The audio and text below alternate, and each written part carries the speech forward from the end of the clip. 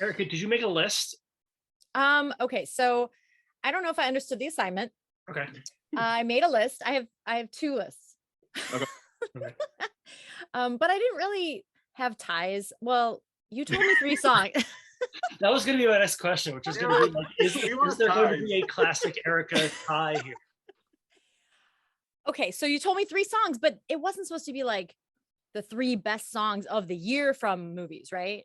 Right, just No, three it's songs. just like three songs that were in a movie from 2021 that you liked. Right. Okay. So my first one is probably pretty obvious and pretty straightforward. That's "No Time to Die" by Billie Eilish. I think, while recognizing that Skyfall is a better song, I think this might be my favorite Craig era Bond song. Yeah. I think Craig got unusually lucky when it came to his music. I think overall his 5 songs have been pretty good. I think there's at least something to like about all of them. I don't think there's a dud in there.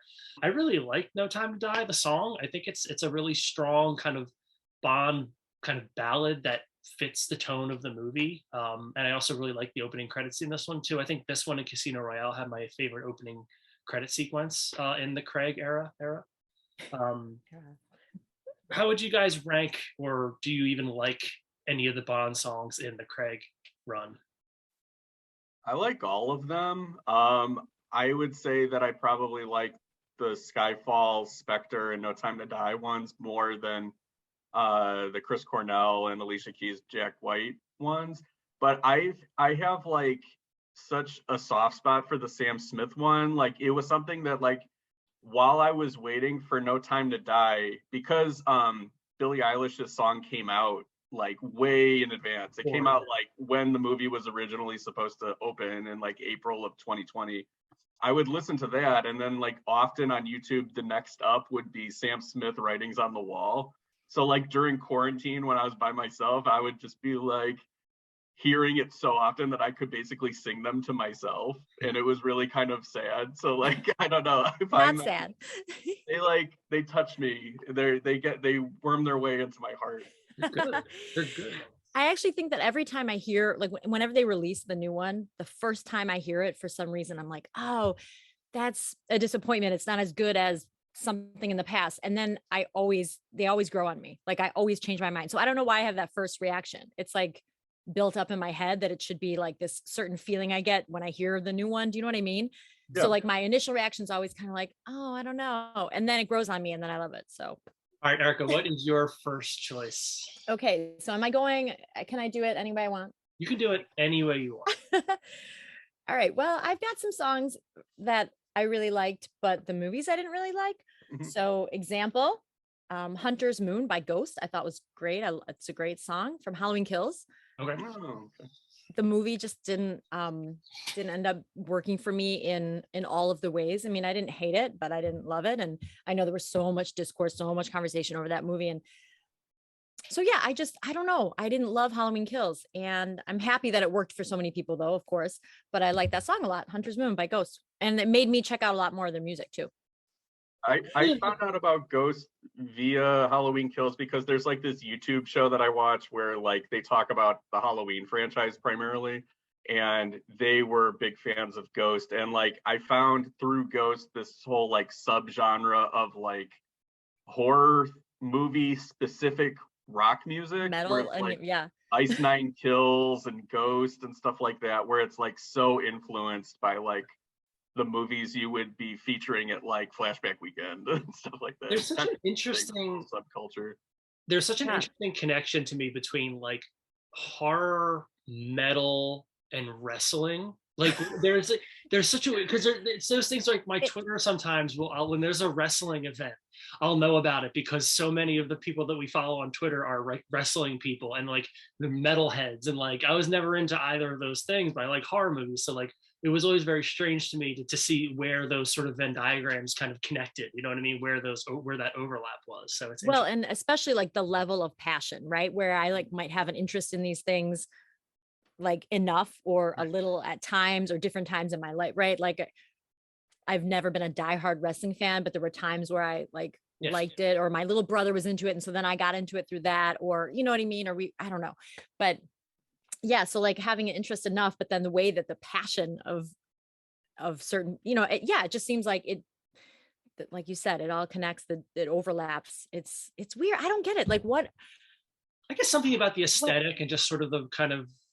harder edge rebellious attitude. I mean, also Yeah, it's so interesting to me though. Like you said, it's really fascinating. I love thinking about, like, I don't know, all of our brains and personalities, and like why we right. gravitate towards the certain things that we do. Yeah. Okay, you mentioned, so the reason I wanted to name another song here, like I said, because I have too many songs. But another song that I really liked that was from a film that I didn't hate, but didn't totally love it. And you said something, Adam, I think, about the crossover. That you didn't know that there were like so many rock or metal bands that kind of had this horror influence, right? Yeah. So this is such a story. Okay, so a cover by Angel Olsen at the end of The Voyeurs, that was Eyes Without a Face. Do you guys know what I'm talking about? The Billy Idol Billy song? Idol song, Eyes Without a Face. Yeah, Angel Olsen did a cover, and it plays at the end of The Voyeurs. And oops, sorry, bang the table. I loved the use of it. I was just excited to hear it. Like, I like Angel Olsen, and so I liked the cover. I wasn't aware of it. I think as soon as it started, I Shazammed it. Like, I actually went back through my Shazam. I'm like, what songs did I Shazam during movies this year? That will help me get started on this list. Do you do that while you're watching movies a lot? That's a great idea. I've never done that. Not a lot, but like, I think it happens most during the end credits. That's usually when there's a song that maybe I don't know, or or I know it but don't know. I don't know who sings it, right? But yeah, during movies too, actually, because that's how I got another one on my list of movies I didn't love but songs I liked. So the Eyes Without a Face cover, I like I said, Angel Olsen. It's good. I liked it. But then I was reading about Billy Idol's interest in horror movies and how he got the title from the French 1960, right? Yeah, something like that. Yeah. And how he felt like this connection between his life. This is all on Wikipedia, so it's not like I did like intense research, but it popped up and I just thought it was fascinating. Like his life in the 80s in New York City and on tour. And he thought about some of these like themes, and the title of that horror film became the song. So I went back and forth where it's like, there's so many songs from Last Night in Soho I could pick. Yeah. And over the weeks that I've been listening to the soundtrack, it's like a new song has like caught my attention almost like every week. The one that like most recently is kind of the one that I'm playing repeatedly is Sandy Shaw did a version of There's Always Something There to Remind Me.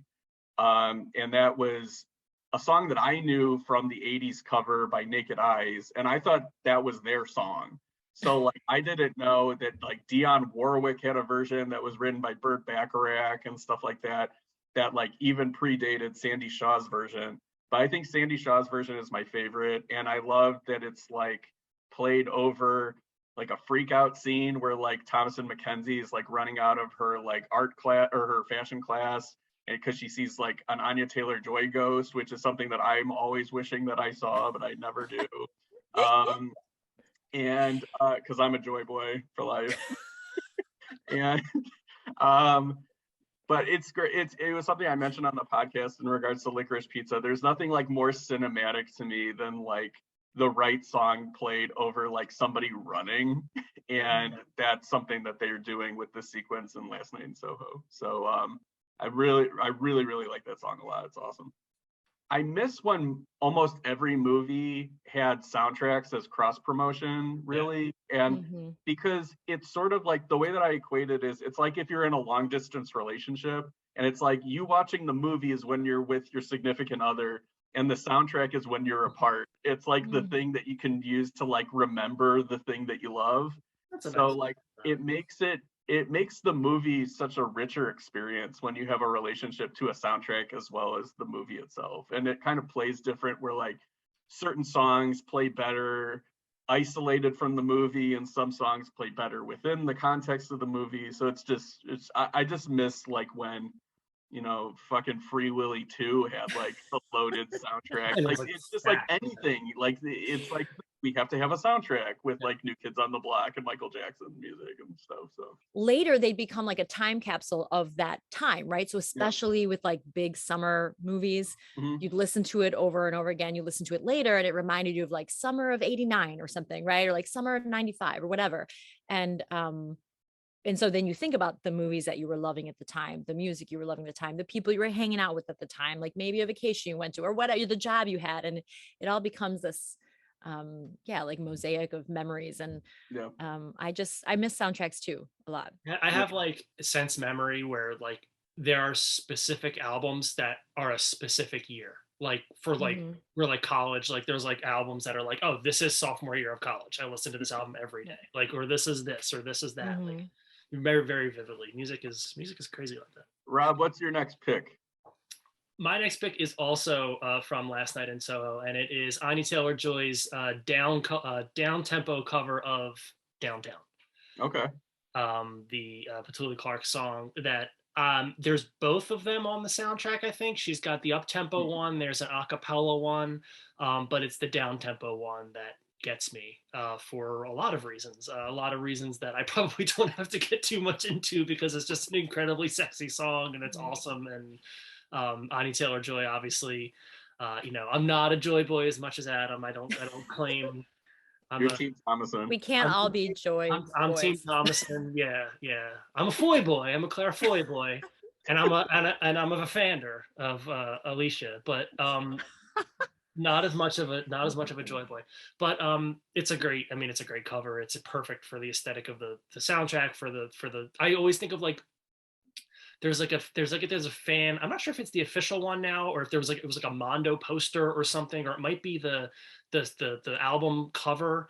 But it's got that sort of very like neon washed out look. And for some reason, I just think of like when I hear that song, it's very much like in the rain, sort of watercolor pastel, kind of just like sloppiness and sort of sultriness and stuff. And I just really enjoy that cover a lot. I think it's really great.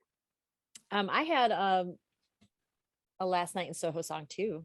Okay. Dave D, Dozy, Beaky, Mickentitch. Is it Mickentitch? I think it's Mitch and Titch. I only know that because of Death Proof. No, I know that's how she says it in Death Proof, but she says Mitch and Titch. Yeah, Mitch and Titch, isn't it? Okay, yeah, just spelled different. It's spelled Mick and Tich. Oh, okay. All right, I see what you're saying. But yeah, Last Night in Soho, the song. Actual song, yeah. Yeah, the actual song. That's really good. Yeah. So you had mentioned, Erika, like trailers kind of making a song just kind of elevated and everything. And mine was one of the ones that you mentioned, Licorice Pizza. There's so many songs in Licorice Pizza now that like I really kind of am digging on because I'm listening to the album separately. But I've never heard Life on Mars in quite the same way as I did with it being married to the Licorice Pizza trailer. And until Licorice Pizza was my favorite movie of the year, the trailer for Licorice Pizza was my favorite movie of the year because it's unbelievable. Like it's such a well-cut trailer, and like the way that the song is like elevates sort of the emotion and kind of like the longing and things like that of it. So it's almost kind of like as this little piece of art. Like I just think it's beautiful, and it makes me like. Life on Mars is a song I've always liked, but it's not one of my favorite Bowie songs, but now it kind of is because of the trailer. All right, so my last one, my last one's a little bit of a left turn, and it was brought on by a rewatch of Barb and Star Go to Vista Del Mar the other night. Yay! And that's Inger's Prayer, the Jamie Dornan song, song on the beach. And it was really funny because I recommend this movie to so many people over the course of the year. And I had a friend watching it and he's like, the thing about this is it's a good song too. Like it's a song you would hear on like adult contemporary radio, like it's one of those things you hear and you're like, oh, it's actually got a hook. Like it's not just a joke song. It's got one of those like big, like Michael Bolton-y sort of overwrought hooks, that really, that I just love it. Nothing overwrought about Michael Bolton. He's very, very subtle artist. I like when he's climbing the tree and like when he's kicking his feet in the sand because he's a frustrated man. All right, what is it? My turn? Yeah, it's your turn. Did I already talk about Let Me Roll It from Nope. Licorice Pizza? Okay. That's just another example of a great song from that great soundtrack. I love that song. And he uses it perfectly. Were you familiar with the song before the movie? Because I wasn't, and I think like I'm always like discovering like how awesome Wings are, and I just didn't know. Why did we grow up thinking that they were bad? Or was that just like my circle? Because everybody thought that Paul was the shitty Beatle. Okay. You know what I mean? Like he was the uncool one, you know? There was such there's such a negative connotation from like when I was growing up. There's like, oh, well, Wings, you know, and I get it. Like, okay, they're not the Beatles. But yeah, I think that the more I discover their music, I did know that song, but not like now it's a whole new level. Like now I feel something with it that I didn't necessarily feel before, you know? Yeah. Yeah. And wait, okay. So is this our last go round?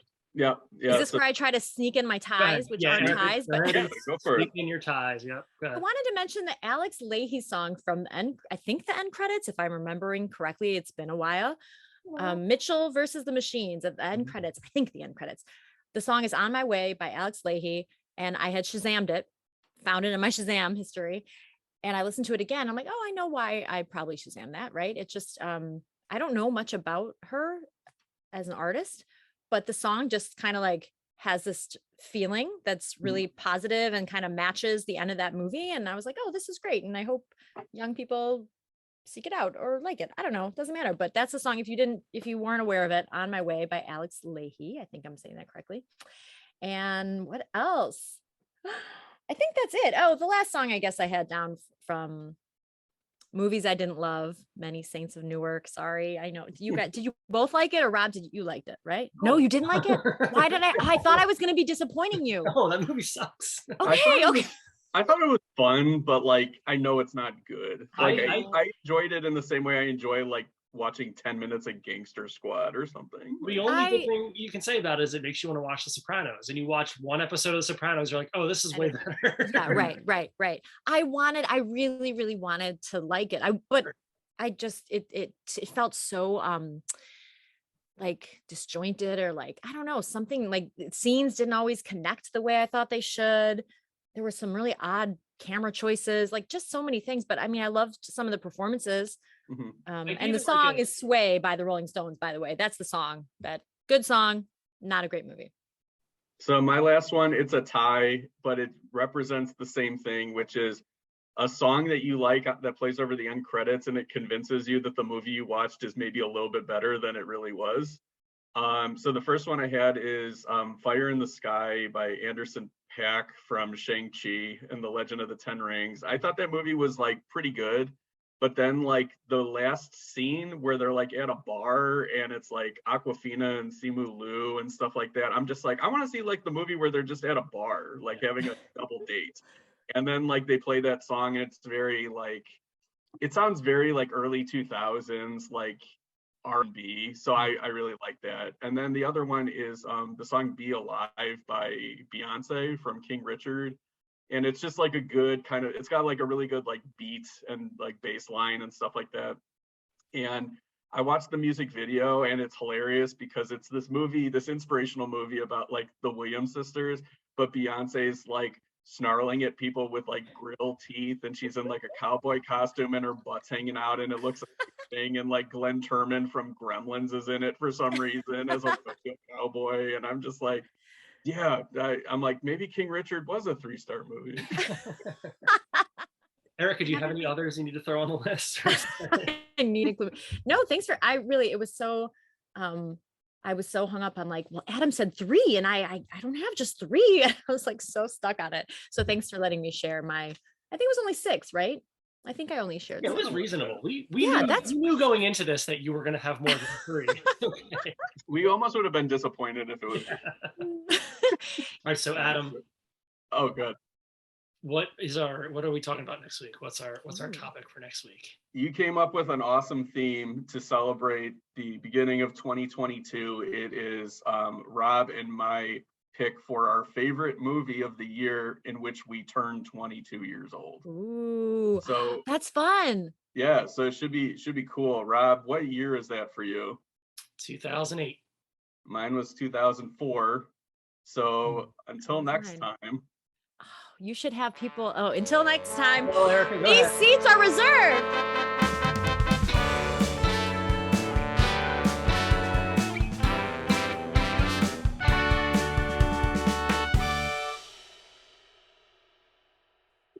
Wow, you're that better right? at this Wait. than we are. Well, now we have to end it there because she just gave us the perfect out. So I have to No, go totally. there. Yeah, we have to end it there. Yeah, it has to end there. Yeah. Yeah.